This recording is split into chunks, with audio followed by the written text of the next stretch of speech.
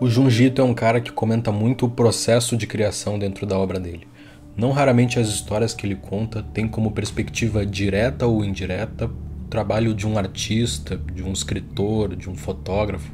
No caso de Tomi, essa personagem sempre jovem, sempre descrita como tendo uma beleza que beira o irreal, que faz com que tantas pessoas fiquem obcecadas por ela, a gente assiste cada personagem parecer cada vez mais drenado, cada vez mais zumbificado, conforme parece colocar a própria alma ali no ofício, pintar um quadro cada vez melhor, fazer uma estátua cada vez melhor da Tomi. Em algum momento eles nem reconhecem mais o que estão fazendo ou o que se tornaram nesse processo. Aquela monstruosidade que se alimenta do controle dos desejos ali já é algo irreconhecível, assim como eles próprios, quando eles acreditam que atingiram a perfeição, é quando já desceram um degrau mais baixo dentro da espiral de loucura. A Tomi faz parte da mitologia do Junji Ito como personagem mais recorrente dentro da obra dele e que está ali espiritualmente também na forma de outros personagens e outras histórias. Uma delas é a adaptação do Junji Ito de Frankenstein, da Mary Shelley.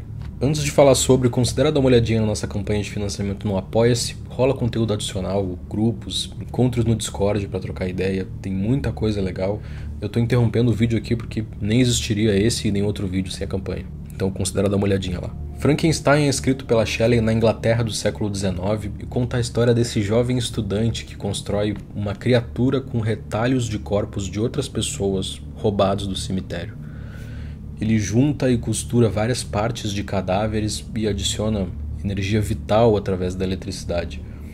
O livro é pensado em um tempo influenciado pelo espírito do iluminismo, o tempo da consolidação do poder político da burguesia, em que se pensava em jogar a luz da razão sobre tudo. Natureza, o universo, vira espaço para ser penetrado pela luz da razão, numa relação de dominação, para servir ao propósito do indivíduo iluminista. Ela deve ser explorada, torturada, até revelar todos os seus segredos. Ela é tirada da mão de Deus e colocada para ser dissecada, desmontada, instrumentalizada, numa transição para uma cosmovisão mais adequada ao mundo que passava pelas revoluções burguesas. A história da Mary Shelley e o quadrinho do Ito fazem questão de mostrar como esse movimento do Dr. Frankenstein de roubar os corpos e fazer teste atrás de teste, retalhando e costurando aqueles pedaços, é macabro, solitário. Ele se distancia dos amigos, da família, assim como do próprio mundo em volta, conforme fica trancafiado naquela sala fazendo o experimento, sem sequer perceber a passagem do tempo, a mudança das estações. Na arte do Ito, tudo é ainda mais macabro. Aqueles retalhos de corpos diferentes não encaixam de forma harmônica. Eles têm tamanhos e proporções muito diferentes. O todo tem a aparência repulsiva. Mas é como se isso não chegasse aos olhos do doutor. Ele já não se sensibiliza com a profundidade de tudo aquilo, nem sente nojo. Ele continua movido pelo mesmo sentimento idealista. É uma criação que parte de um distanciamento com o mundo, com a sociedade, até de si mesmo, conforme ele vai colocando a própria essência naquele projeto. E o resultado reflete essa alienação. É um reflexo mortificado e irreconhecível dele próprio.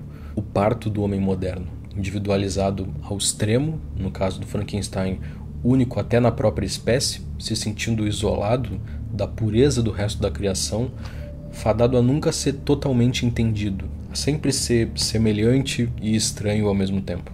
A criatura sequer tem nome. O nome pelo qual ela é conhecida é o nome do cientista que condenou ela àquela existência. Ainda assim, ela é mostrada como um indivíduo sensível, que tem dramas humanos, que se sensibiliza com literatura e poesia.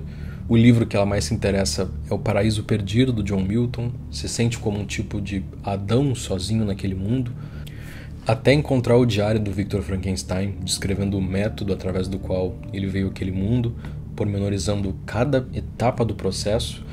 E a partir daí não existe mais um mistério da origem, não tem mais luz.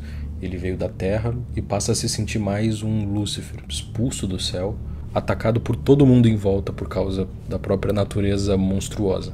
Desiludido com a humanidade e aceitando essa maldição, a criatura se volta contra o cientista, assassina a família dele para que ele entenda o isolamento que ele sentiu, ordena que o Victor crie uma outra criatura para fazer companhia para ele, alimentando aquele ciclo de insanidade ainda mais.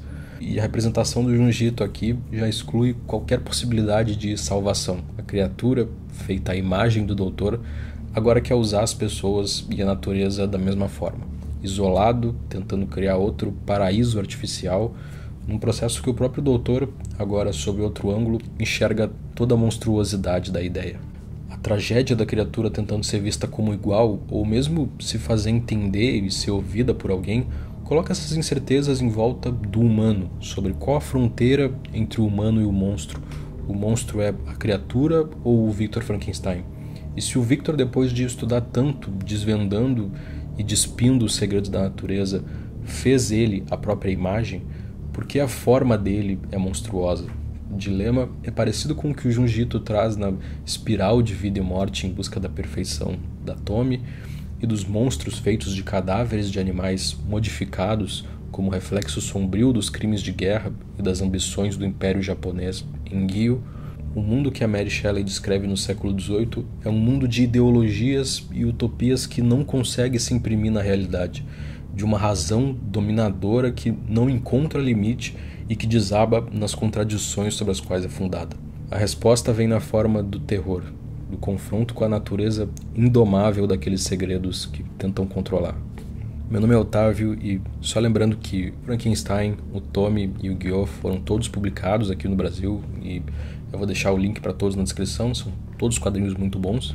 Também não esquece de dar uma olhadinha na nossa campanha no Apoia-se e no grupo de promoções do Telegram. Sempre que eu vejo um quadrinho ou um livro bom com desconto, eu jogo lá, então não deixe de dar uma olhada.